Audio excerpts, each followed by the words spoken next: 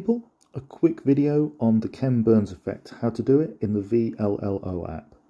So I've got a still image here and I'm just going to hit transform keyframe. I'm going to scroll to about a second, hit the little blue plus, puts a little diamond in there. I'm going to move to where I want to be, which is over on the roast potatoes. Scroll to 2 seconds.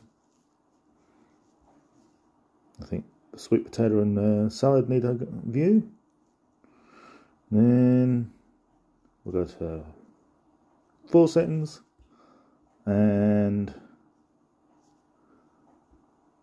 we'll go to the meat. And oh, I should have put one back here.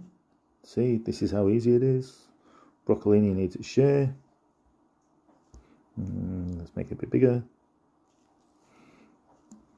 And we'll finish with another plus.